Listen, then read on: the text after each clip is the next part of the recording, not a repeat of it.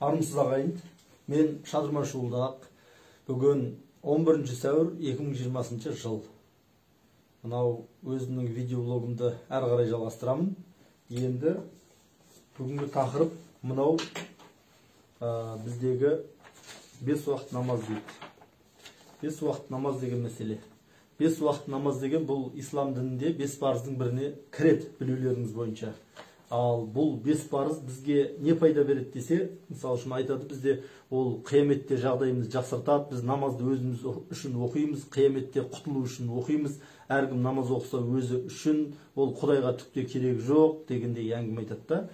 Жарайды ғой, түкте керек жоқ болса, онда не Құранда қаншама жерде ақимус солата өтуз зака деген қаншама аяттар бар, яғни намаздарыңды оқыңдар, зекеттеріңді беріңдер дегені.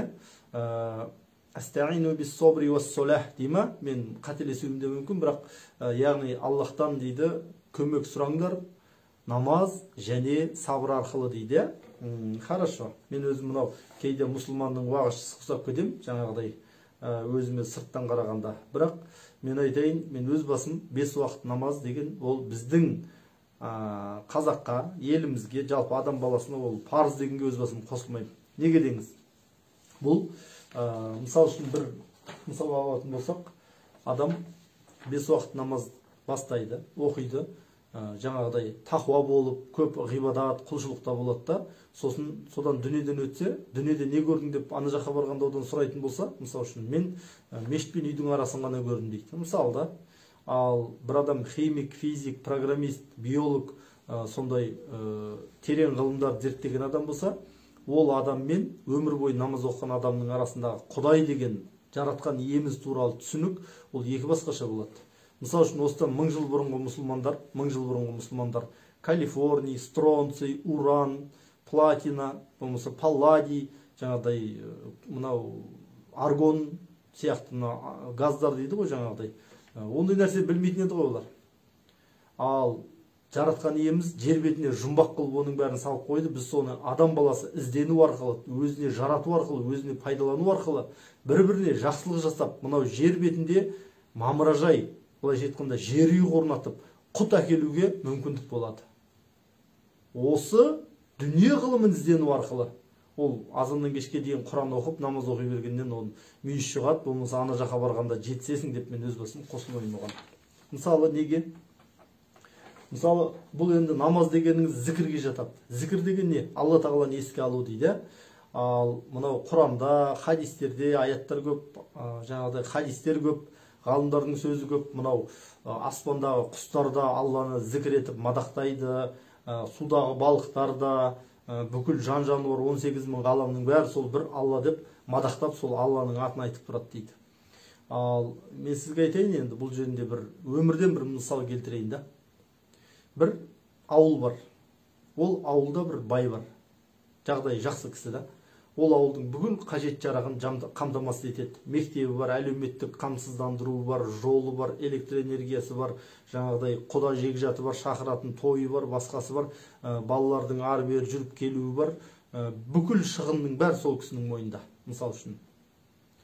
Ал көрші ауыл бар, ол ауылда тағы бір бай бар. Ол ауылдың да бүкіл жаңа керек жарағы жаңа кісінің мойнында. Екі ауылды екі адам асырап отыр деп шамалап, өзімізге түсінікті, ұғынықты тілмен айтып жатырмын да мен, мысалда. Сонда жаңағы бір ауылдағы бірінші ауылдың байы былай деп айтады да, адамдар келеді оған, біз сенің атыңмен көшені қояйық, біз сенің атыңмен мектепті қояйық, біз сенің атыңды күніге азанда тұрып айғайлайық, жаңағыдай шақырайық сен атыңды, мәңгілік жасасын пәленше деп сені мақтайық дейді. Сонда ол кісі айтады, иә, мақтаңдар дейді мені мадақтаңдар, мақтаңдар, мен соны ләззат аламын содан дейді. Мені мақтау, мадақтаудан ләззат аламын деп, мен сендерге онда бір ғибадатхана салып беремін, сол ғибадатхананың ішінде менің атымды мақтап, мадақтап, менің ата бабамды мадақтап отырыңдар дейді. Енді сұрақ. Дені сау адам мені мақтаңдар демейді. Адамның өзі дені сау адам болса, ол мені мақтаңдар демейді. Ал бұлар әкелді да, Құдайға мынандай сипат таңып қойды да, жаратқан иемізге, жаратушы иеміз Тәңірімізге ол өзін мақтағанды жақсы көреді, ол өзін мақтаңдар деп айтады, бәрі мақтайды, біз де мақтауымыз керек, өмірді зікірмен, жаңа Алланы мақтаумен, еске алумен өткізуіміз керек дейді. Жоқ, олай емес. Өмірдің мәні, мағынасы басқа жақта. Ал енді жаңа екінші ауылға келейік. Ол екінші ауылдың байы, адамдар келіп сізді мақтайық, мадақтайық, баламызға сіздің атыңызды қояйық, жаңағыдай бір ғибадатхана салып беріңіз, анау ауыл секілді, біз де азаннан кешке дейін сіздің атыңызды мадақтап отырайық сол жерде десе, күніне 5 мезгіл таңертең айқайлайық, сіздің атыңызды Түгеншебай жасасын, Түгеншебай жасасын деп айқайлайық дейді. Сонда ол кісі айтады, жоқ дейді, айналайын бауырларым, сендердің маған ондай ешқандай нелерің керек жоқ. Мен қолымда бар да, өзім қолдан келген жақсылықты жасаймын, ол үшін мен сендерден бір тиын, бір жақсылық күтпеймін дейді ол адам. Ал біріншісі айтады, мені мақтаңдар, мадақтаңдар дейді. Енді өзіңізге сұрақ. Осы екі адамның, осы екі бай адамның қайсысының даналығы жоғары? Бірінші, мақтау сүйер даңғаза құмардың даналығы жоғары ма? Жоқ, өзін сондай бір кішіпейіл, сондай өзін жаңағыдай ұлық болсаң кішік бол деген адамның дәрежесі, даналығы жоғары ма? Әрине, екінші адамның даналығы жоғары екені көрініп тұр. Ал бұлар сонда жаңа кітаптың бәріне жазған, хадисте болады да, ол хадистің бәрін енді оны былайша айтқанда ол жерде тура айтылып отқан кезде барып көріп келген ешкім жоқ. Оның бәрі заманның ағымына қарай, қажеттілігіне қарай, сол халифалар болды, патшалар болды, солардың ата-бабаларын жақтап, мақтап жазу үшін оның бәрі енгізе берген. Ол болашақта бір нәсіп болып жатса, соған жетерміз ол күнге де.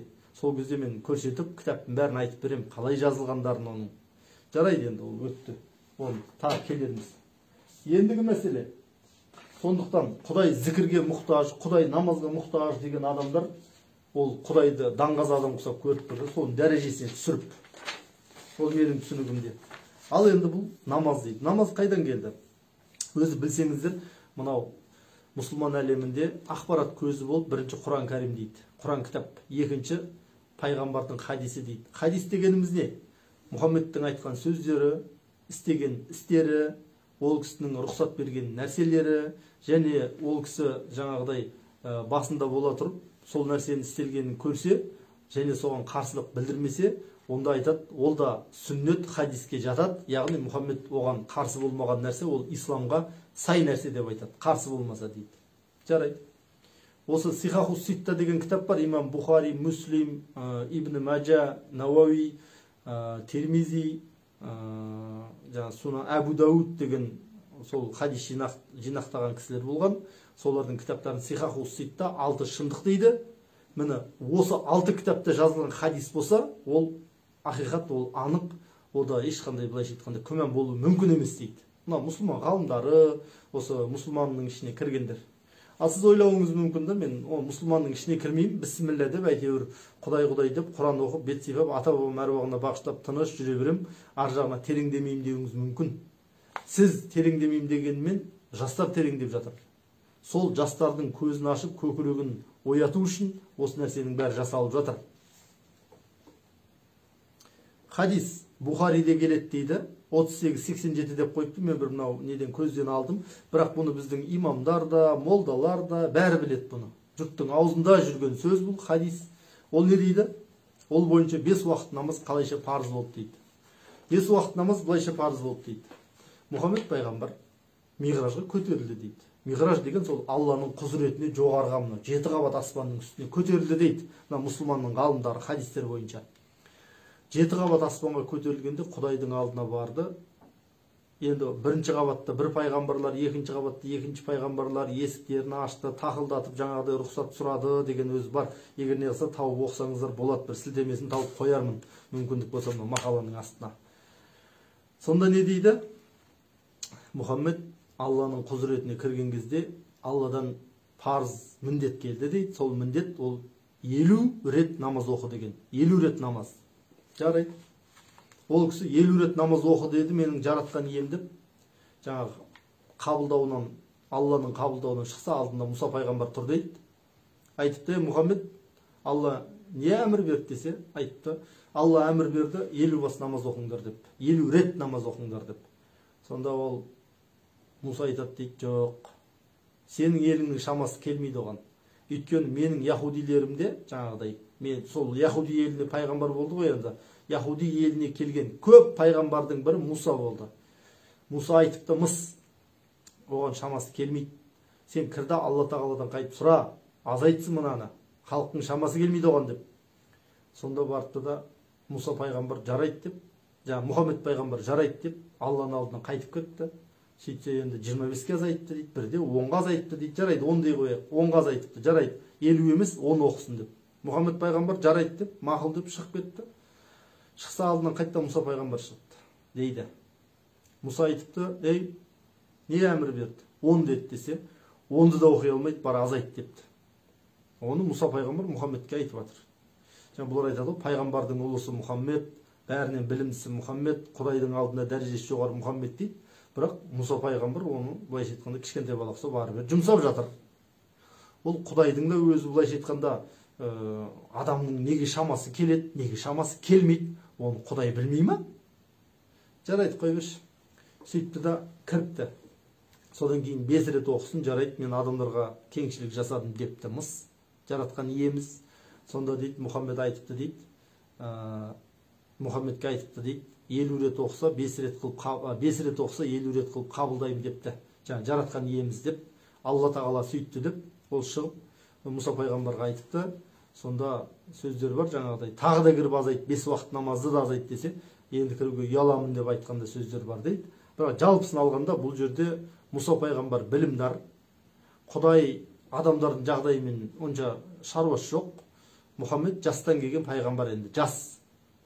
Сонда Мұхаммедті қайта-қайта адамдардың не істей алатынын, не істей алмайтынын білетін Мұса Құдаймен екі ортада жүгіртеді екен. Сен барып тағы азайтып кел деп.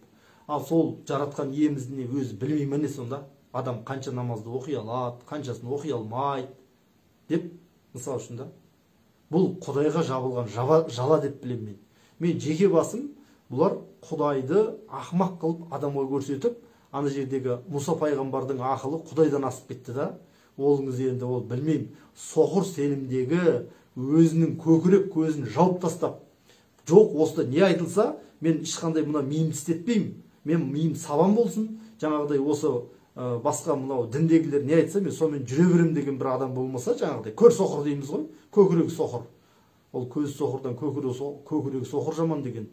Ол білмеймін, егер былайша айтқанда аналитикалық ойлап кішкене мынау критикалық ойлау дейді ғой. Критикалық ойлау арқылы бұны қалайша мына жерге үйлеспей қалды ғой деп айтуымыз керек. Мен оны айтуым керек еді, бұдан 20 жыл бұрын намазды бастаған кезде, мысал үшін. Оны мен де айтпадым. Өйткені осылар не айтса, ақ десе алғыс, қара десе қарғыс деп жүре бердік қой.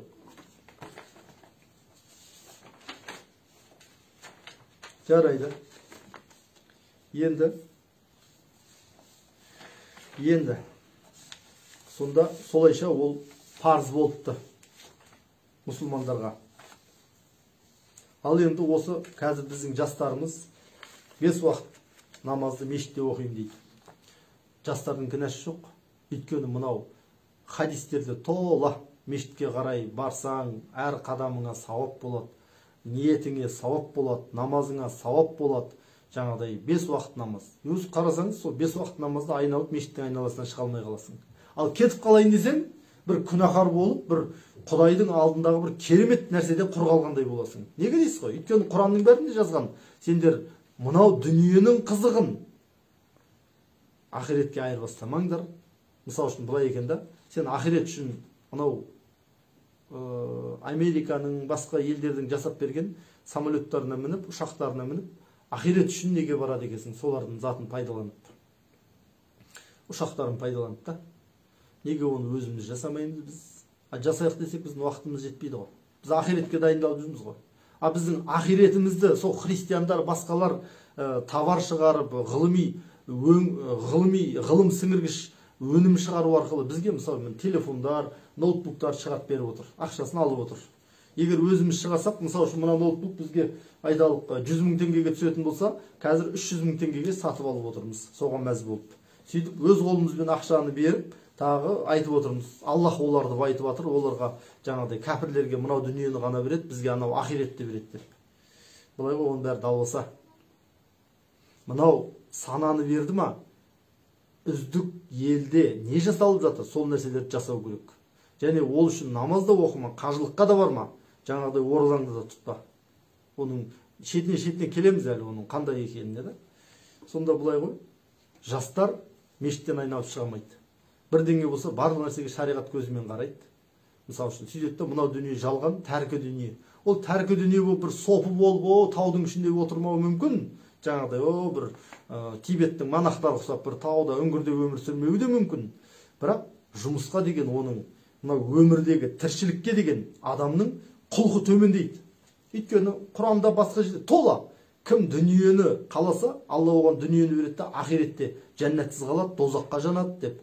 Жаңағыдай. Сөйтеді де адам уже өзін өзі тастайды. Адам. Сосын айтады, ана сақал қоймағандар болса, ол былайша айтқанда әйелге тең, әйел сипатын ала бастайды деген сияқты сондай хадистер де бар. Мысалы үшін сақал қоймаған мұрттарыңды қырыңдар да сақалды өсіріңдер деген жаңағыдай сондай хадистер. Ал оны қайтып орындамайсың. Мұсылманды, мысалы үшін мен намаз оқимын, бірақ анаусын мойындамаймын десең, онда бөліп алу керек. Мысалы үшін менің исламым мынау. Жаңа умеренный ислам дейді ғой. Бірақ ол қазір жастар қазір кіріп кеткендері бар. Ол қазір мен айтып отқан сөзімізді, басқа сөздердің барлығын сол өзінің кітабында жазып берген сөз ғана оған дұрыс, қалған нәрсенің бәрі шайтан деп көреді олар. Мысалы үшін дәл қазір олар ойлайды, мысалы үшін мына мұхтардың ішіне шайтан ба, жын ба кіріп, бұны жын иектеп, жаңағыдай есінен алжасып, сол тентек бопты. Бір күні осы жақын арада оның төбесінен тас түседі, немесе жаңағыдай жер жұтады оны, болмаса Аллахтың қаһары келіп, жақын арада өліп тынады ол. Өйткені Аллахтың дініне қарсы сөйлеп жатыр деп олар бірін-бірі қорқытады. Арасында бір-екеу ойлануы мүмкін, мына Мұхтар деген, жаңа Шадырман Шулдақ деген кішкене жөн айтып жатқан секілді, арасында жөн сөз бар секілді десе, жоқ, ол Құдайдың дозағына түсіп тұрған адам ғой, оны сөйлесіп не қыласың деп. Көрдіңіз ба? Сондайлық бізде тереңдеп кеткен.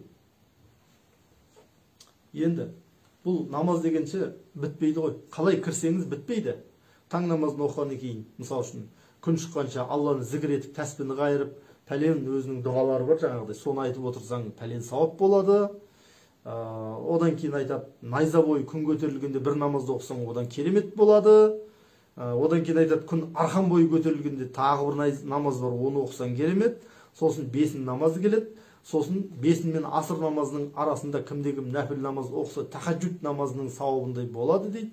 Асыр намазын оқиды, асыр намазынан кейін барады да мешітте отырып жаңағы Алланы зікір етіп отыратын болсаң керемет дейді. Сосын шам намазы, шам мен құптанның арасы өз шамасында негізі 1,5 сағаттай ма, сондай ғана уақыт.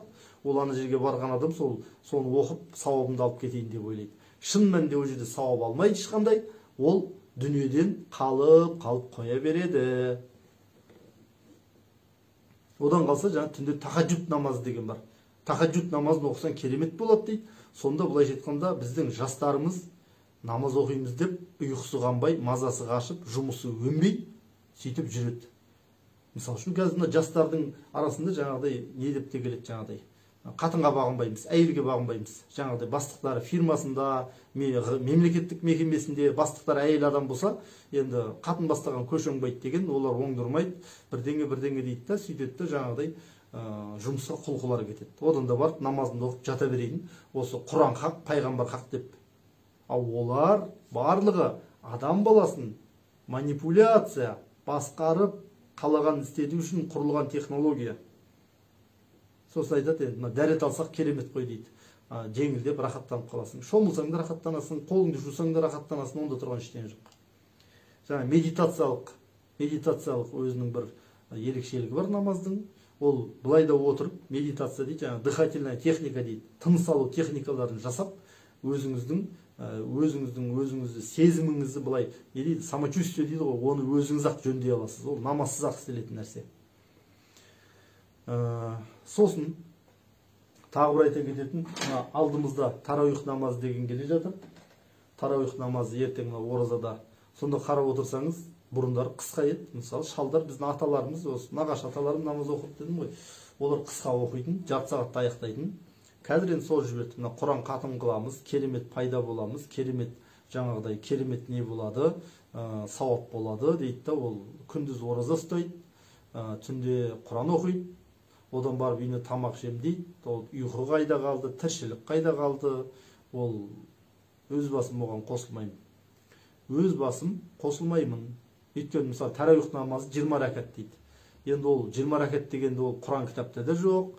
Мысалы үшін ол жаңа кімде де жоқ, ол Мұхаммедтің айтқан сөздерінде де жоқ. Ол кейінгі мына ғалымдары, сахабалары дейді, өздері солай не дейді, жаңа ижма дейді ғой. Сондай бірігіп, алқа қылып, шешім шығарған, солай істейік, 20 рәкат оқиық деп. Мысалы үшін да, оны қазір енді көп адам оған барып, уақытын жоғалтып, өзіне, отбасына, мемлекетімізге, халқымызға пайда тигізудің орнына сол жаңағыдай былайша айтқанда арабтың құдайына жалбарыну болып жатыр. Ал енді ол жалбарынудың қандай болатынын тағы бірде сәт түсе айтармыз. Құрметті ағайын, жанашырлықпен айтып жатырмын. Жанашырлықпен айтып жатырмын. Егер сөзімнің қисынға қонбайтын жаңағыдай жерлері болатын болса, оны көрерсіз. Бірақ әркімнің қисыны өзінің ары болу керек. Аналардың кітапта жазып беріп, жаңағыдай шайнап аузына салып, енді осын жұта бер деген емес. Әрқайсымыз мынаны іске қосып, мына елімізді, халқымызды, бүкіл дүние жүзіне біздің халқымыз осыдан қанша уақыт бұрын үлгі өнеге болса, сол халімізге қайта келейік. Сол халімізге қайтып тауып, сол өзіміздің баяғы жібімізді қайтадан ұстайық деген оймен айтып отырмын. Қалайық, үлкен рахмет тыңдағандарыңызға.